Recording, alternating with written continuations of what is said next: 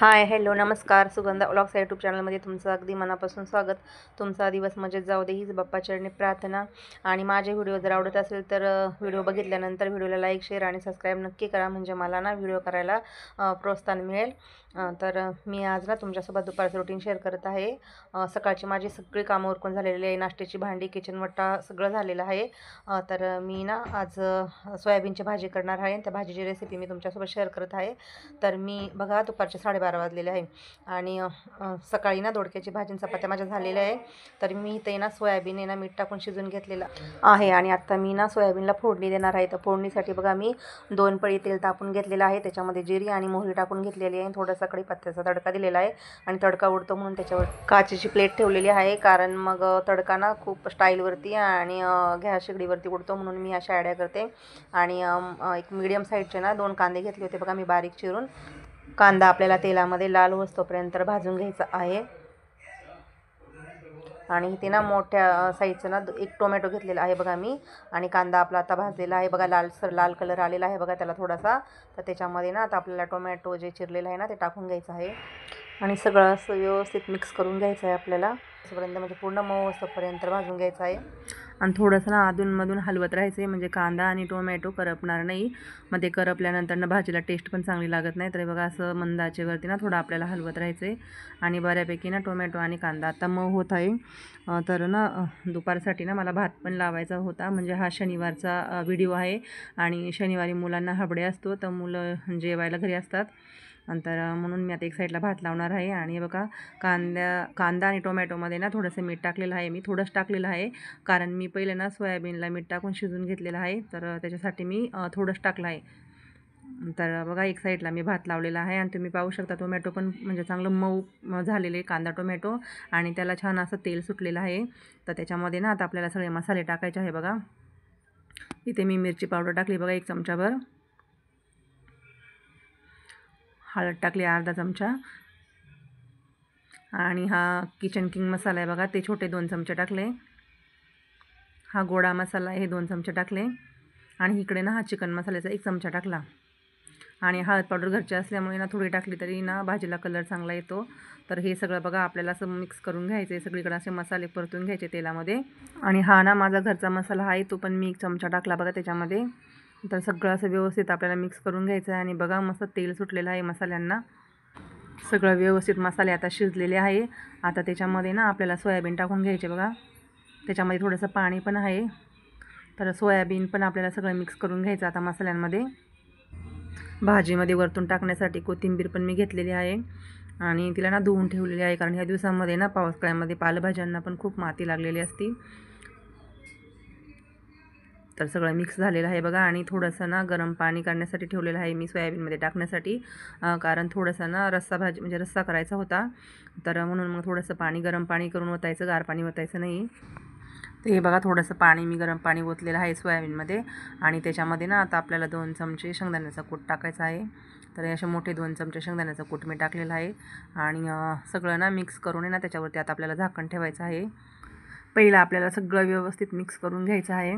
आणि वरतून टाकण्यासाठी बघा मी कोथिंबीर पण बारीक चिरून ठेवली. आणि इकडं माझा भात पण आता झालेला होता. तोपर्यंत म्हटलं भाजी 5 मिनटं होती, तोपर्यंत कपडे पण वाळत घालते.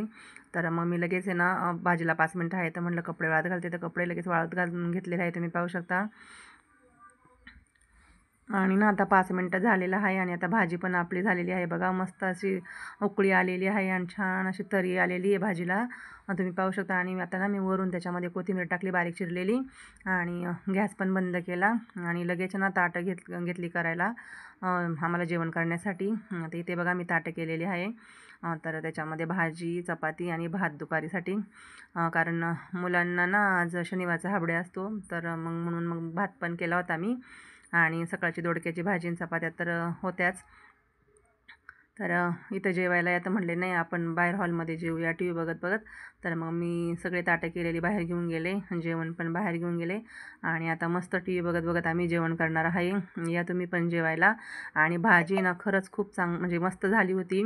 एकदा करून बघा तुम्ही, अशा म्हणजे मी जशी केली तशा प्रकारे रेसिपी करून बघा सोयाबीनच्या भाजीची. खरंच म्हणजे खूप छान आणि मुलांना पण आवडती, मुलं पण आवडीने खातात.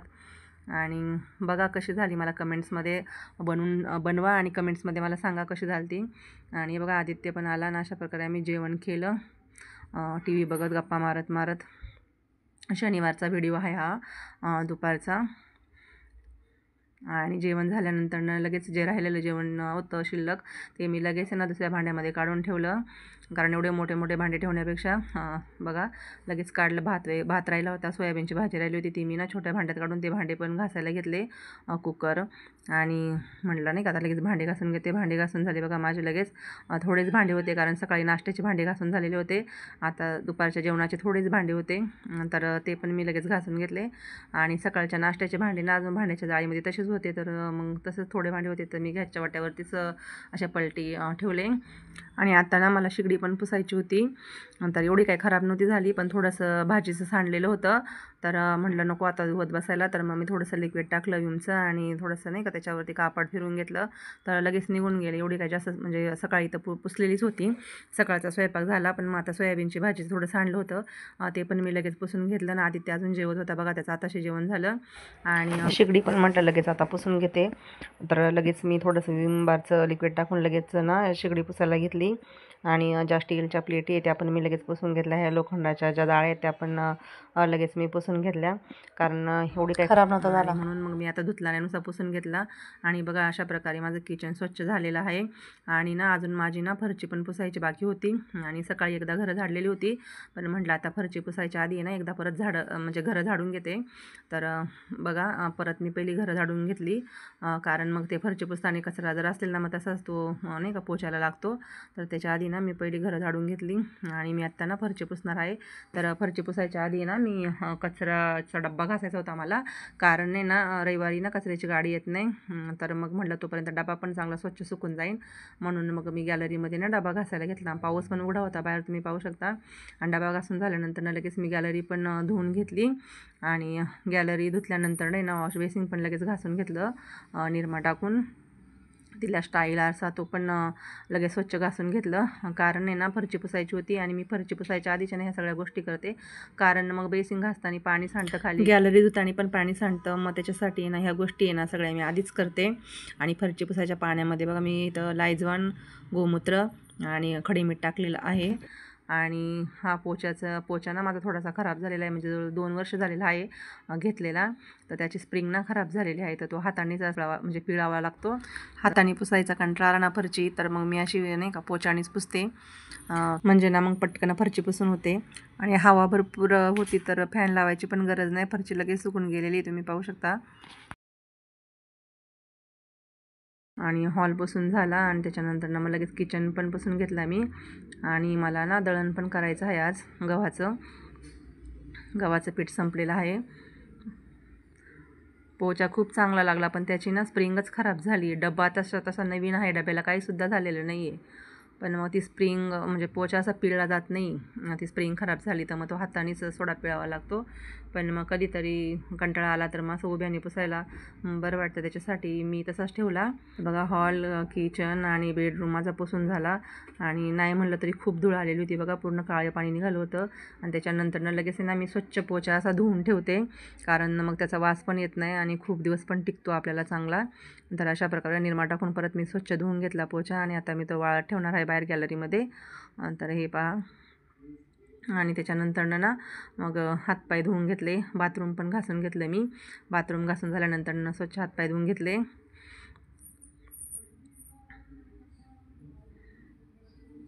आणि मला ना माझे मनी प्लॅन्टचं पाणी पण म्हणजे पाणी टाकायचं होतं, खूप दिवस झालं, त्याच्या प्लेटी पण मी धुतल्या नव्हत्या, तर त्या प्लेटीला पण खूप धूळ माखलेली होती, तर मग प्लेट पण धुवून घेतली.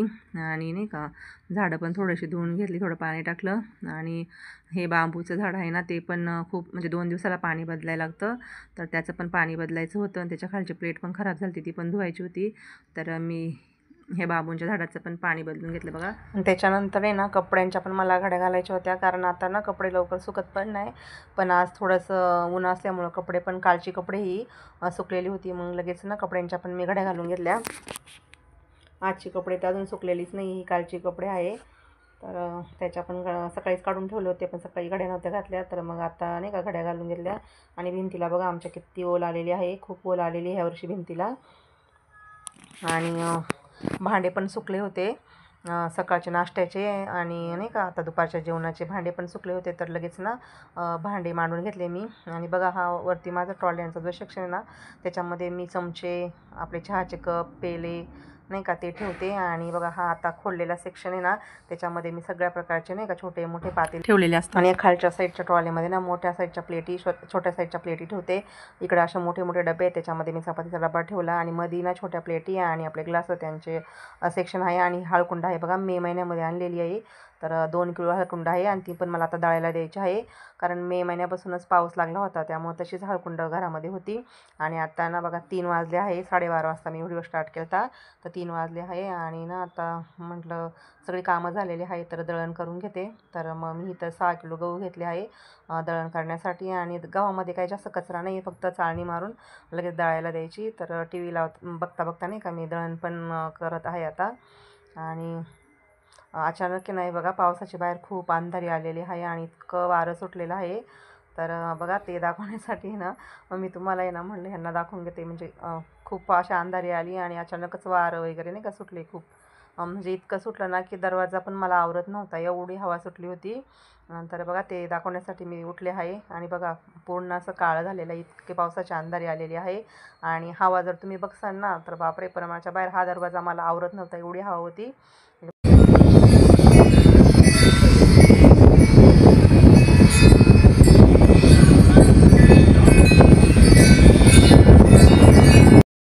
पाहिली का हवा. तर असा होता व्हिडिओ आवडला असेल व्हिडिओला लाईक शेअर सबस्क्राईब नक्की करा. चला बाय, पुन्हा भेटूया. सगळ्यांना श्री स्वामी समर्थ.